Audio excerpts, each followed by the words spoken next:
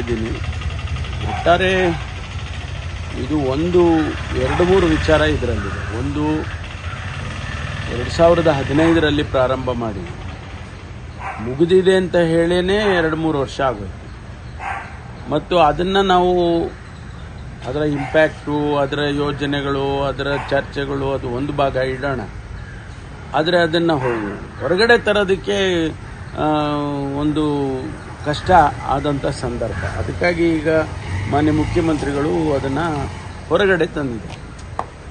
ವಸ್ತುಸ್ಥಿತಿ ಏನಿದೆ ಅನ್ನೋದು ಒಂದು ಗೊತ್ತಾಗಿದೆ ಅಷ್ಟೇ. ಇದ್ರ ಮುಂದಕ್ಕೆ ಇಂಪ್ಯಾಕ್ಟ್ ಏನು, ಅದರ ಸ್ಟಡಿ, ಅದರ ಎಫೆಕ್ಟು, ಯೋಜನೆಗಳು ಮತ್ತು ಕಾರ್ಯಕ್ರಮಗಳು ಅವೆಲ್ಲನ ಈಗಲೇ ಹೇಳೋಕ್ಕಾಗೋದೇ ಇಲ್ಲ. ಅದರಿಂದ ಈಗ ಅವರು ನಮಗೆಲ್ಲ ಪ್ರತಿಗಳನ್ನು ಕೊಟ್ಟಿದ್ದಾರೆ. ಆ ಪ್ರತಿಗಳನ್ನು ಎಲ್ಲ ಮಂತ್ರಿಗಳು ಕೂಡ ಓದ್ಕೊಂಡು ಬರಬೇಕು. 17ನೇ ತಾರೀಕು ಬೇರೆ ಯಾವುದೇ ಸಬ್ಜೆಕ್ಟ್ ಇಡೋದು ಬೇಡ, ಇದೊಂದು ಸಬ್ಜೆಕ್ಟ್ ಮಾತ್ರ ಇಟ್ಕೊಂಡು ಚರ್ಚೆ ಮಾಡೋಣ ಅಂತ ಹೇಳಿದ್ದಾರೆ. ಸೊ ಚರ್ಚೆ ಮಾಡಿದ ನಂತರ ಅಕ್ಸೆಪ್ಟೆನ್ಸು ಅದೆಲ್ಲ ಬರುತ್ತೆ. ಆಮೇಲೆ ಅದರ ಇಂಪ್ಯಾಕ್ಟ್ ಸ್ಟಡೀಸು ಅದು ಇದು ಎಲ್ಲ ಇದು ಜಸ್ಟ್ ಬಿಗಿನಿಂಗ್. ಸರ್, ಒಂದು ಟೆಕ್ನಿಕಲ್ ಫ್ಯಾಕ್ಟ್ ಏನು ಅಂತ ಹೇಳ್ತಿರೋದಂದ್ರೆ, ಕೋವಿಡ್ ಆದ ನಂತರ ಮಾಡಿದರೆ ಇನ್ನೊಂದು ಸರಿ ಹೋಗ್ತದೆ. ಯಾಕಂದರೆ ಲಕ್ಷಾಂತರ ಜನರು ತೀರ್ಕೊಂಡಿದ್ದಾರೆ. ಸೊ ಆ ವರದಿ ಅಷ್ಟರ ಮಟ್ಟಿಗೆ ಸೂಕ್ತವಾಗಿರೋದಿಲ್ಲ ಅನ್ನೋದು ಅಭಿಪ್ರಾಯ ಕೇಳ್ಬಿಡ್ತೀವಿ ಸರ್. ಅಲ್ಲ, ನಾವೇನೂ ಹೇಳೋಕ್ಕಾಗೋದೇ ಇಲ್ಲ. ಈಗ ವರದಿಯನ್ನು ನಾವು ಸ್ಟಡಿ ಮಾಡಿ ಈಗ 15ರಿಂದ ಸ್ಟಾರ್ಟ್ ಆಗಿದ್ದು, ಪ್ರಾರಂಭ ಆಗಿದ್ದು 15ರಿಂದ. ಈಗ ನಾವು ಆಚೆ ತರ್ತಾ ಇರೋದು 10 ವರ್ಷ, ಹೆಚ್ಚು ಕಡಿಮೆ 10 ವರ್ಷ ಆಗಿದೆ.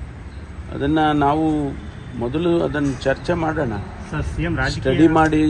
ಸ್ಟಡಿ ಮಾಡಿ ಚರ್ಚೆ ಮಾಡಿದ ಮೇಲೆ ಗೊತ್ತಾಗುತ್ತೆ.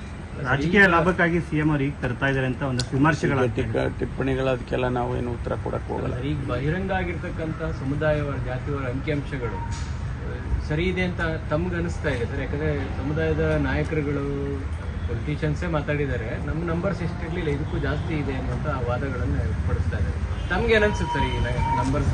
ಗೊತ್ತಿಲ್ಲ, ನಾವು ಈಗ ಚರ್ಚೆ ಮಾಡೋಣ. ಮೊದಲು ಚರ್ಚೆ ಮಾಡಿದ ಮೇಲೆ ಈಗ ಅಭಿಪ್ರಾಯಗಳೆಲ್ಲ ಬರ್ತಾ ಇದೆ.